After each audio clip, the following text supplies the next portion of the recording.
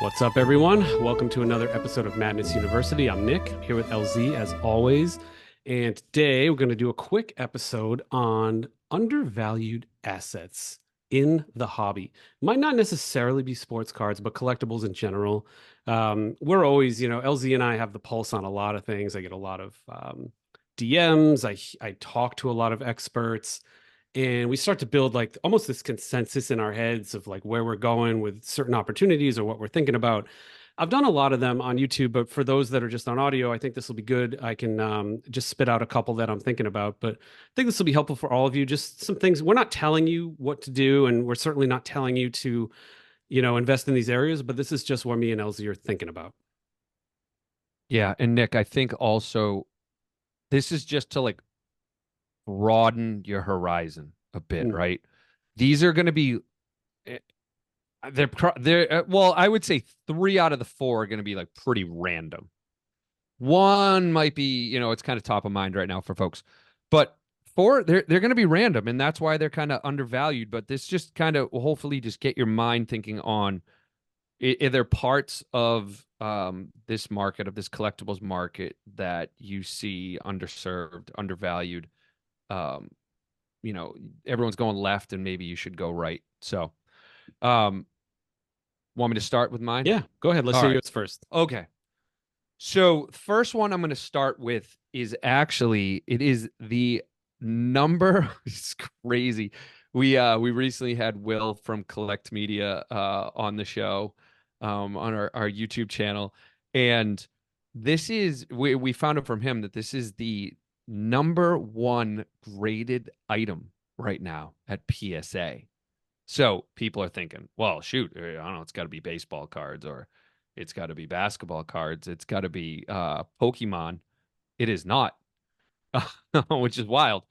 Um, right now, it's crazy. It is movie tickets. Movie And tickets. especially our listeners that are in the United States are probably thinking, like, who cares about movie tickets? Because the United States, our movie tickets are very boring.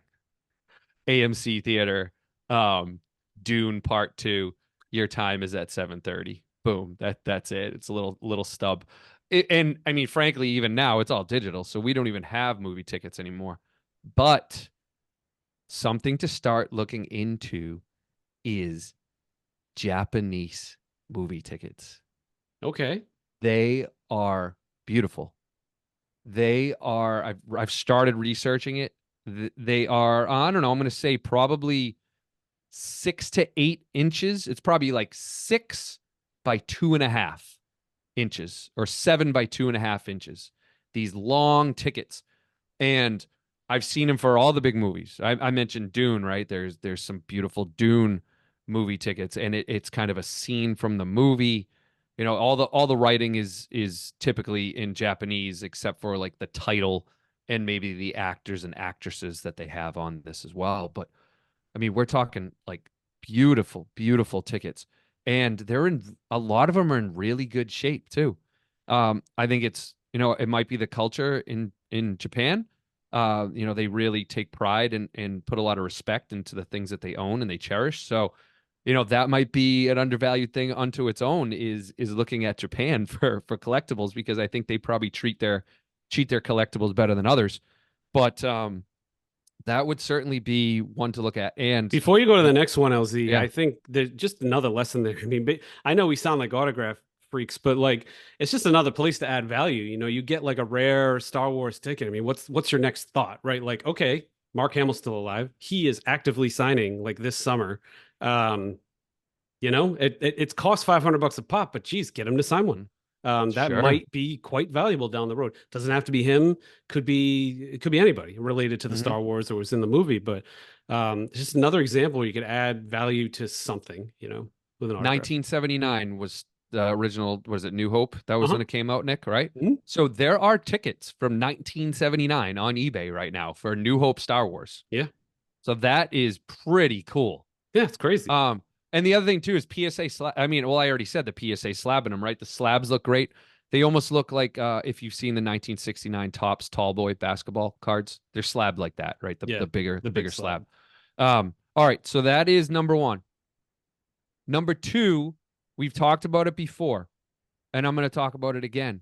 I really think undervalued is pop culture, non-sports cards, specifically TV shows.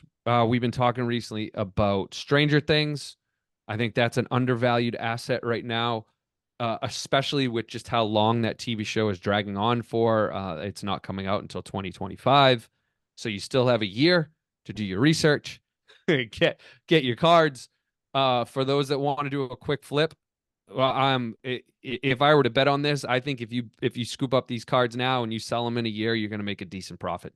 I also think that Nick and I talk a lot about prospects versus goats. I think Stranger Things is a prospect now, but it has the potential to become a goat in the pop culture world. So I think this is even a good long-term hold. But there are other ones too. We had Sports Card Dad on recently, and he is doing a lot of investing in The Simpsons, right? There's some great, great Simpsons cards out there, especially sketch cards. So that's another one I would look into is sketch cards as well on the pop culture side because we all love one of ones. Sketch cards are a one of one. It is like a fingerprint. There an artist is creating these sketch cards and there is only one version of that card. So those would be some of the areas that I think are undervalued right now. Nick, what are your couple? All right, so I've got two here. The first one almost sounds crazy because it's already expensive. And I think there was like $1 million sale recently, but the 1985 or well, 1984 star card that says 1985 on it. And I'm referencing the 101, which is kind of like Jordan's rebounding the ball. It's a red card. I think that's the primo card to get in that set. I did a bit on YouTube about this. Just I've been researching it and this whole star card run is weird because it just wasn't like at Kmart and like Caldors and like all the big box stores of the 80s. It was just like distributed in team bags. And the resulting, supply of that is that there's somewhere between 3 and 5,000 of each card that's produced. Just for a sense of scale, there's 250,000, give or take, of each 1986 Fleer produced. So that was widely printed, but still retains value. This is like, I mean, it's exponentially smaller. I don't think everybody realizes it. And as that information gap closes, I expect the price to increase. I'm actually getting worried that this is another thing we talked to the sports card dad about. Within like a year, that this card kind of gets out of my reach in terms of price range.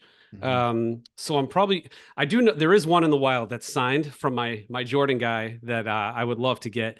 Other than that, I'm kind of worried about my ability to buy one, especially in a PSA slab. And I think, just for the audience, that's what sparked this. PSA they could finally tell what was counterfeit and what wasn't. 2 summers ago, they decided to slab them. And so woof, they took off. They've come down a bit, but I Mhm. still think it's just such a key card. And I want to get my hands on one. And I still think it's undervalued in some way. Nick, do you know what the values of those cards were 2 years ago, roughly? Did you look it up? It's so grade dependent. So, Yeah. they were Okay. selling at the National. I think the PSA 8 was like the highest graded one that sold. It was like Mhm. close to $1 million. Um, and it's definitely come down from that by grade, but it hasn't come down much. And I think, I don't know, my spidey sense is usually good. And I think like over the next 5 years, these cards are going to start to be more recognized as the rookie. Just polling on Instagram, it feels like 2/3 of people are like, that's kind of the rookie. Mm. And 1/3's kind of like, nah, man, no, it's not. So it's interesting. And when that happens, again, not everybody knows this. And I think when Yeah. they do, they'll start to realize that the value go up. So Yeah, that's one. I have heard someone take the stance of the star card is the rookie, but the 86 is Jordan's most iconic. Yeah. And maybe that's how it falls. It's crazy too. Dr. Beckett Yeah. decided this. He's the one who was like Yeah. judge, jury, and executioner Hmm. Hmm. back in the day. God bless him. And this is all because of him. Yeah. We're all like befuddled. But yeah, no, I think so that's one. I mean, undervalued in quotes. I obviously it's quite pricey now, but I can see that doubling in 5 years, like no problem. The other Mm. one I'm looking at again is very interesting. Is this uncut sheets thing? So Robert Edward Auctions had a 1986 Fleer uncut sheet. And looking at it right now, that sold for $50,000. It had a reserve of 10. I think they were only expecting it to go for like 10 to 20, and it ripped to 50. And my theory behind this is like we all like our stuff, but our stuff is at banks, it's in safes.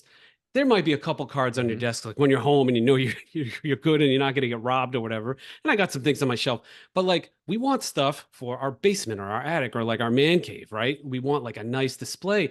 An uncut sheet is perfect. It's like the Oh, it's exact beautiful. size of a poster, Mm. and it's just so cool. And every set has this. 86 Fleer obviously is going to be pricey, but like is there a skybox one out there that you can get for like a few grand? Probably, if you Oh start yeah. digging. Somebody's probably sitting on that. 1969 tops, I know one exists that's sold probably somewhere in the range of the Fleer. These are cool and I think exceptionally rare.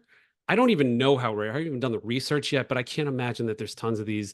And then Huh. there's always the bonus where like, hey, there's Jordan in the middle, like get your laser Yeah. laser cutter, although Yeah. that won't pass PSA. Has to be cut like the way it was cut in 1986, right? Did you Um, notice? Did you notice this last one that you just referenced to the Hall of Famers were on that sheet in particular? Was Jordan on that sheet? oh, this is an Is it uncut the? sheet of the entire set, my friend. It's the entire set. It's the entire set. For So those on base YouTube, I'll cards, pop this. Yeah, base cards. base All cards. right. Sorry, So not that's stickers. what Mhm. 133. Yeah, so what's that? 10. I'm not good at my times tables, but Wow. like 10 Okay. by All 10 right. by 12 or I something just like that, assumed right? that you couldn't fit them all in one Yeah, and you sheet. got the so it ends bottom right with the Okay. checklist, and it's top left with Kareem. And here's the cool thing: Wow. an uncut sheet. Actually, this is a little hack for you. If you're buying raw 1986 Fleer cards, follow that uncut sheet down vertically. Clark Kellogg, Buck Williams, Michael Jordan. You could see a card. A card pack contains 12 cards or 14 cards, whatever it is. Draw that line down. If the front card is within that line and within Yeah. that distance of Jordan, but there are sequence flips. That's the problem. It could flip and you're screwed. One pack I opened flipped on me.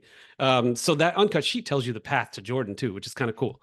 That is cool. That's a cheat sheet. Yeah, definitely share that with all of us, Nick. Make sure you get Yeah, like a I'll put the link in screenshot the of it. show notes, Yeah, and do it. on YouTube I'll actually Mm, put the sheet on the screen. cool.